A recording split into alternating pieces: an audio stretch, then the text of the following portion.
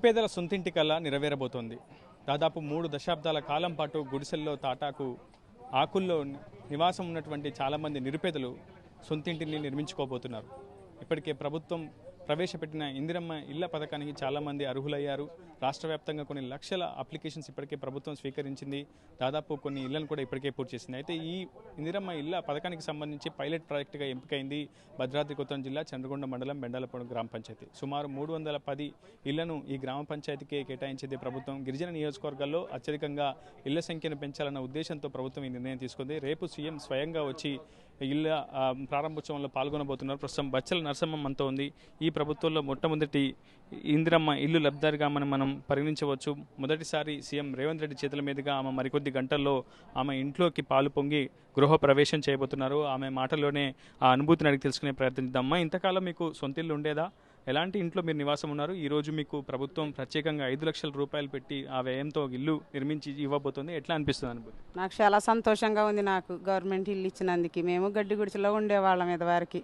ఇప్పుడు మంచిగా ఇల్లు కడుతున్నారు. మాకు ఇల్లు కట్టి చెప్తున్నారు. అంటే ప్రభుత్వం 5 లక్షల రూపాయలు ఇచ్చింది, కానీ మీకు అదనంగా ఇంకేమైనా ఖర్చు అయిందా?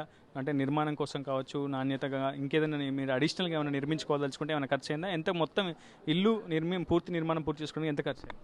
2 లక్షలు ఖర్చు అయినాయి. 2 లక్షలు. ఒక ఇల్లు అంతా బాగుందా? ఎట్లా ఉంది? ఎన్ని రూములు ఉన్నాయి? 4 రూములు ఉన్నాయి. ఒకటి కిచెను, 3 రూములు. అంటే ఒకటి హాల్ కింద వస్తుంది కదా, 2 బెడ్రూములు. అంత విశాలంగా ఉందా? అంటే గతంలో ఇందిరమ్మ ఇల్లుని కావచ్చు, డబుల్ బెడ్రూమ్ ఇల్లుని చూసారు మీరు. ఇప్పుడు ఈ ప్రభుత్వంలో తీసుకుంటున్నారు. సో స్పేషియస్గా ఉందా, విశాలంగా ఉందా, ఎట్లా ఉంది? బాత్రూమ్ కానీ బాత్రూమ్ మంచిగానే ఉంది. ఇల్లు కూడా మంచిగా సరిపడే ఉంది మాకు.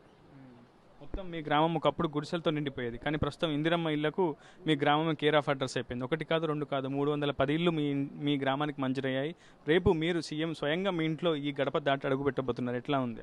నాకు చాలా సంతోషంగా ఉంది. మేము ఇంత సీఎం సార్ మా ఇంటికి వస్తారని మేము కళలో కూడా అనుకోవాలి. నాకు చాలా సంతోషంగా ఉంది. ఎంతమంది మొత్తం మీ కుటుంబంలో మీరు ఏం చేసి జీవనం సాగిస్తారు? అబ్బాయి నేను కూలి చేస్తుంటారు. మీ చేసుకొని బతికినాం. అబ్బాయి కూడా కూలే చదివి అగ్గొట్టి కూలికెత్తి వస్తుండే నాతో పాటు. కూలి చేసుకోవటమే మేము. మీరంతా ఆదివాసీ సామాజిక వర్గమేనా? ఆదివాసీలే మేము. ఓకే, మీ ఎమ్మెల్యే గారు ఎవరు? జారా ఆదినారాయణ గారు. ఎమ్మెల్యే సారు మాకు ఇక్కడ వచ్చి మమ్మల్ని చూసి మా పరిస్థితిని ఆలోచించి మాకు ఇల్లులు వచ్చేటట్టు చేశారు. వాళ్ళు ఉండబట్టే మాకు ఇవాళ ఇంత మంచి ఇంట్లో ఉంటున్నాం మేము. మనం చూస్తున్నాం బచ్చల నరసమ్మ తెలంగాణలో తొలి ఇందిరమ్మ ఇంట్లోకి ప్రవేశించబోతున్నటువంటి అర్హురాలు. ప్రస్తుతం ఇంట్లోకి వెళ్ళి కూడా చూద్దాం మనం ఎట్లా ఉన్నాయి, ఆ స్పెసిఫికేషన్స్ ఎలా ఉన్నాయో చూద్దాం. ప్రస్తుతం మనం మొదటగా హాల్లోకి ఎంటర్ అయ్యామని చెప్పుకోవాలి. హాల్ చూడొచ్చు మనం, చాలా విశాలంగానే ఉందని చెప్పుకోవాలి. పూర్తిగా ఎలక్ట్రికల్ ఫిట్టింగ్ అంతా కూడా కంప్లీట్ అయిపోయింది. పూర్తిగా ఇంటి పెయింటింగ్స్ కూడా నడుస్తున్నటువంటి పరిస్థితి. రేపు సీఎం ఇదే ఇంట్లోకి రాబోతున్నారు. ఇదే ఇంట్లోకి పాలు పొంగి కుటుంబ సభ్యులతో ఇంటి ఇందిరమ్మ లబ్ధిదారుల యజమానులతో కలిసి రాబోతున్నారు. ప్రస్తుతం ఆ పెయింటింగ్ ప్రక్రియ అంతా కూడా నడుస్తుంది. మరికొన్ని గంటల్లో ఈ ప్రక్రియ అంతా కూడా పూర్తి కాబోతుంది. మరోవైపు ఇంటి నిర్మాణాన్ని కూడా మీకు చూపించే ప్రయత్నం చేస్తున్నాను. సుమారు 5 లక్షల రూపాయల వ్యయం ఒక్కో ఇంటికి ప్రభుత్వం కేటాయిస్తుంది, ఖర్చు చేస్తోంది. డబుల్ బెడ్రూమ్ ఇల్లుని నిర్మిస్తోంది. ప్రస్తుతం బాత్రూమ్ కూడా ఇంటి బయట నిర్మించుకున్నారు. ప్రస్తుతం ఈ ఇంటికి సంబంధించినటువంటి లబ్ధిదారులు మొత్తం కూడా 5 లక్షల రూపాయల వ్యయంలో ఒక హాల్, బెడ్రూమ్స్, మనం చాలా చక్కగా కిచెన్ కూడా, అటాచ్డ్ కిచెన్ కూడా మనం చాలా స్పష్టంగా చూడొచ్చు. ఈ స్పేషియస్గా ఇంటిని నిర్మించుకున్నారు.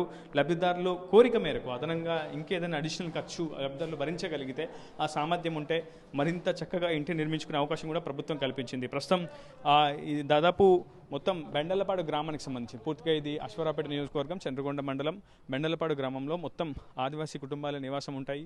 నిత్యం కూలి పనులు చేయడం లేదంటే అటవీ ఉత్పత్తుల మీద ఆధారపడడం ఇక్కడ జరుగుతూ ఉంటుంది. కానీ ప్రస్తుతం ఒకసారిగా ప్రభుత్వం తీసుకొచ్చినటువంటి ఇందిరమ్మ ఇళ్ల పథకానికి సంబంధించి అర్హులుగా మారడంతో చాలామంది సొంతింటి కలను నెరవేర్చుకోబోతున్నారని చెప్పుకోవాలి. ప్రస్తుతం 3 దశాబ్దాల కాలంగా ఇల్లు లేక, గూడు లేక, కేవలం గుడిసెల్లో ఆవాసం ఉన్నటువంటి ఆ నిరుపేద కుటుంబాలు తొలిసారి పాలు పొంగించుకొని వారి ఆత్మగౌరవ ప్రతీకగా మారనున్నటువంటి ఇందిరమ్మ ఇంట్లోకి మరికొన్ని గంటల్లో ప్రవేశించబోతున్నారు. స్వయంగా సీఎం రేవంత్ రెడ్డి ఈ కార్యక్రమానికి హాజరు కాబోతున్నారు. గతంలో భద్రాద్రి కొత్తగూడెం జిల్లా వేదికగానే ఇందిరమ్మ ఇళ్ల పథకాన్ని ప్రవేశపెట్టారు ముఖ్యమంత్రి రేవంత్ రెడ్డి. ప్రస్తుతం ఇందిరమ్మ ఇళ్లను గత ప్రభుత్వం నిర్మించినటువంటి స్పెసిఫికేషన్స్ కంటే, ఆ నాణ్యత కంటే మరింత నాణ్యతను పెంచుతూ ప్రస్తుతం ప్రభుత్వం ఈ పథకాన్ని సమర్థవంతంగా పటిష్టంగా అమలు చేయాలని భావించింది. స్వయంగా గత కొద్దిసేపటి క్రితం గృహ నిర్మాణ శాఖ మంత్రి పొంగులేటి శ్రీనివాసరెడ్డితో పాటు గృహ నిర్మాణ శాఖ మేనేజింగ్ డైరెక్టర్ గౌతమ్, అదేవిధంగా భద్రాద్రి కొత్తగూడెం జిల్లా కలెక్టర్ జితేష్ వి పాటిల్ కూడా స్వయంగా వచ్చి ఇళ్ల నాణ్యతను పరిశీలించారు. ఇళ్ల లబ్ధిదారులను కూడా పరామర్శించారు, వారితో మాట్లాడారు. పూర్తి స్థాయిలో జరుగుతున్నటువంటి పనుల గురించి ఆరా తీశారు. మొత్తం మెండలపాడు గ్రామానికి 310 ఇళ్లను మంజూరు చేయడం పట్ల ఇక్కడ ఉన్నటువంటి ఇందిరమ్మ లబ్ధిదారులంతా కూడా ఇళ్లకు సంబంధించినటువంటి లబ్ధిదారులంతా కూడా స్థానిక ఎమ్మెల్యే జారే ఆదినారాయణతో పాటు మంత్రి పొంగులేటి శ్రీనివాస్ రెడ్డికి సీఎం రేవంత్ రెడ్డికి రుణపడి ఉన్నామని చెప్తున్నారు. ఇది వీడియో ఆంధ్రప్రదేశ్తో రిపోర్టర్ ఉదయ్, RTV, మెండలపాడు నుంచి. For latest updates on India Pakistan, download RTV Live app